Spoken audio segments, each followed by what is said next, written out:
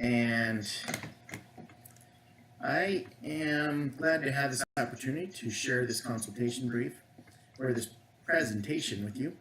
The paper copy will go into much more detail in this short presentation. Today I'm going to share my plan on how to improve communication between three key stakeholders in a hospital and the benefits it will have.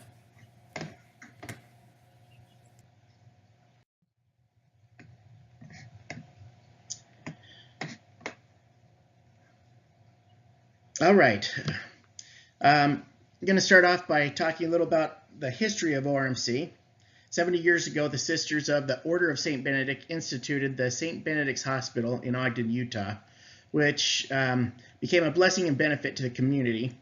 They lived by a guiding rule which states, above all things, care must be taken of the sick or as if they were Christ in person.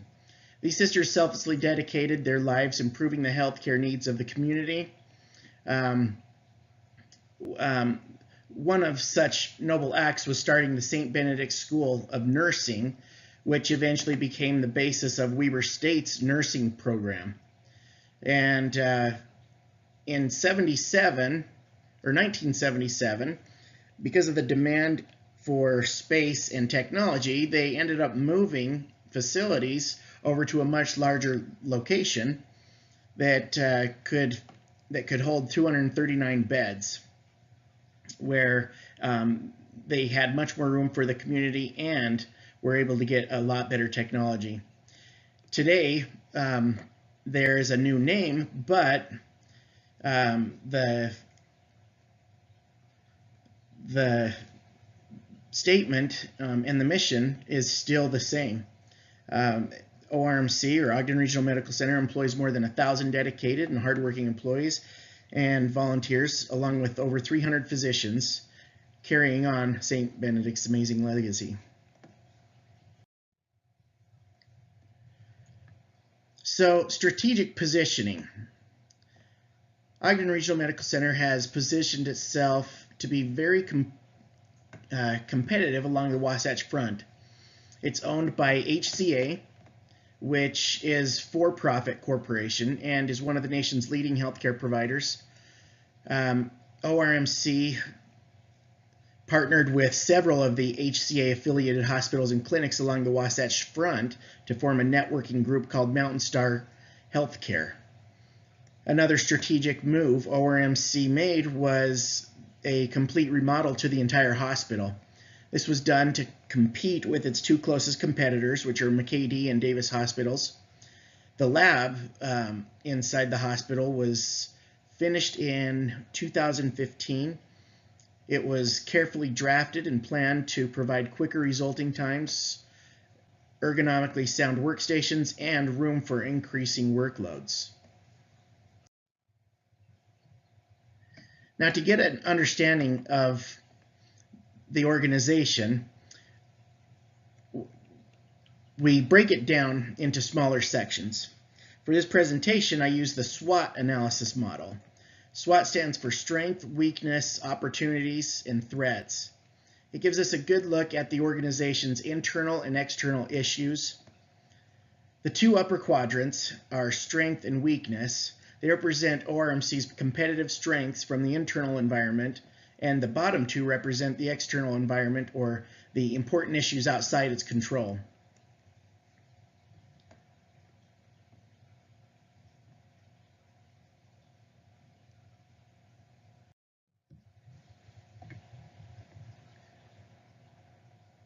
There are many stakeholders that affect or are affected by Ogden Regional Medical Center. In this presentation, I'll only be talking about three who are the closest and most important in relation to the lab. These stakeholders are caregivers, patients, and lab employees. When I say caregiver, I'm referring to doctors and nurses mostly. The relationships between each key stakeholder can either cause growth or decay of the organization. The ideal relationship between the organization and the identified stakeholders would be where each party performs their duties in such a way that it creates greater success based on trust and integrity. If there wasn't trust between these three stakeholders, the work is impeded and it doesn't get done properly, and everyone is impacted negatively.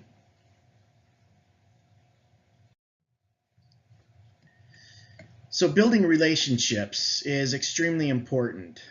It's established on trust and is the most fundamentally important concept a company can implement. Without trust, any organization will ultimately crumble and die. The stakeholder trust model shows us three key components that are essential in building trust among stakeholders. These key components are character, compassion, and capability. When stakeholder trust is based on these principles, maximum wealth is gained. When relationships are missing one or more of these components, the organization has to resort to control in order to make a profit. As we learn in class, building trust is much more profitable than using control.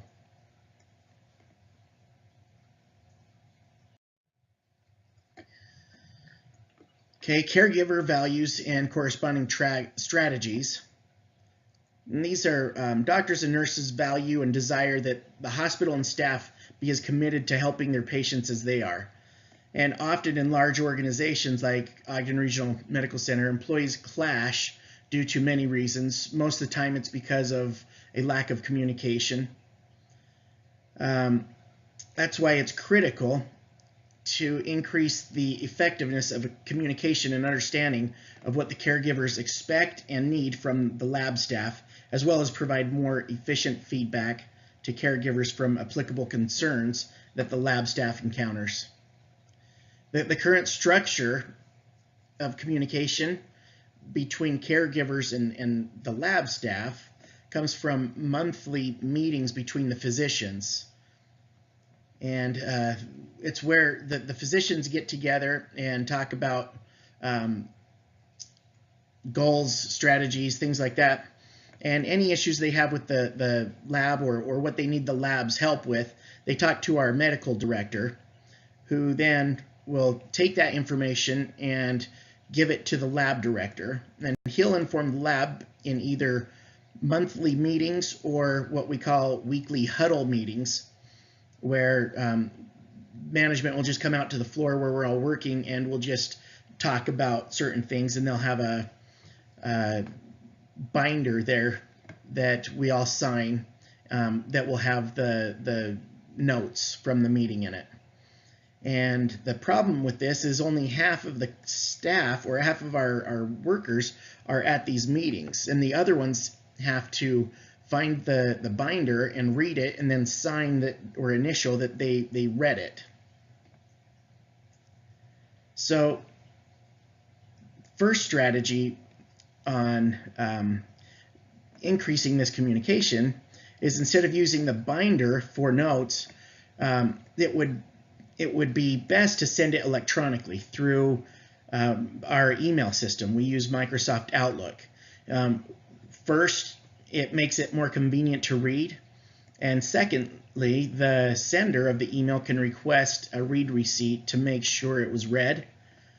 And that way they've got track of who's read it and who hasn't. And third, the info can be accessed through any of the computers that we're on in case we need quick access to that information. Now, the current structure of communication from lab staff to the caregivers is pretty much where the way the lab provides feedback is through what we call an incident report. However, the name in itself, it has a negative connotation, and the instant human reaction is to become defensive when they hear that. Also, often the feedback is not due to a specific incident. It may be simply the feedback that could create a more efficient process that needs to be communicated. And the strategy would be, management could create a better communication or better communicate an official SOP or a systems operational procedure on how an employee can submit a concern to be addressed in order to comply with the commonly quoted mantra in the lab, which is, if it's not in writing, it didn't happen. The SOP could begin with the step, submit a detailed email to the lab director and carbon copy supervisor. Patient values and corresponding strategies. Patient values and desires patients value and desire to be treated respectfully by the hospital employees who are skilled and perform their jobs with accuracy. The patients also expect the staff to honor their privacy. So the current structure that we have right now in the hospital is the interaction between patient and the lab is isolated to the phlebotomists and CLAs. There are some processes on how to receive the patient and perform the specimen collection. There is also opportunity to enhance this process so as to increase the loyalty of the patients and their relationship with the organization. Strategy 3 would be, with just a few minor additions to the client reception process, would take it a step higher, such as immediately using the patient's name upon greeting them, but being careful to ask them first if it's okay to use their first name, and then at least once while they're interacting with them, and then as they're leaving. Another step is to increase the training of phlebotomists to learn what body language, tone of voice, in other words, will help patients who are experiencing this anxiety or fear of having their blood drawn. So in essence, these phlebotomists and CLAs have the opportunity to act as educators and use through the use of clear language and body language. And then strategy 4 is, in order to provide an exceptional customer experience, we should provide quality as the customer defines it. This would consist of asking the patient to fill out a lab-tailored survey and place it in a box at the front desk. Okay, employee values and corresponding strategies. What do employees value or desire most? They want to feel appreciated and respected by management and informed on what is expected of them in a timely and effective manner. Employees also require receiving feedback on their performance on a regular basis and not just their annual review. Our current structure at Ogden Regional shows appreciation for employees many times throughout the year, but it's group appreciation rather than individual. For example, like we'll receive turkeys for Christmas, and we'll receive gifts a couple times a year and several dinners, which are great, but it's just not the individual appreciation that a lot of people desire. So the strategy for this is management should track what was given to the employee to show the appreciation at least 3 times per year. These acts of appreciation ought to be in line with the personality of that employee rather than a company pen or shirt or gift card. It makes it a lot more personal when the manager knows knows the employee well enough to know what would impact them as far as a gift. And next, the current structure on training in the lab is where feedback to employees only happens when they do something wrong, or where it's typically given out on the floor instead of in the office, and the other time is just during their annual evaluations. So our strategy on that is one-on-ones should be performed at least once a month for best results. These sessions can be simple and completed in less than 15 minutes per employee. They are extremely important because both employee and manager get a chance to know each other better. And when a manager shows interest in their personal life, they feel more appreciated. Employees receive advice as well as how employees' performance aligns with expectations. This would be a good time to show surveys that had been completed about that particular employee as well. Next, forms should be used to track everything talked about during the meeting. This, like we show in this whole area right here. This is a useful way to track goals and accomplishments, which would decrease many biases when writing annual evaluations. And there's also a list of questions that that the supervisor would want to be sure to review, to ask. that were both personal and related to the job. And that is my recommendations on this consultation brief.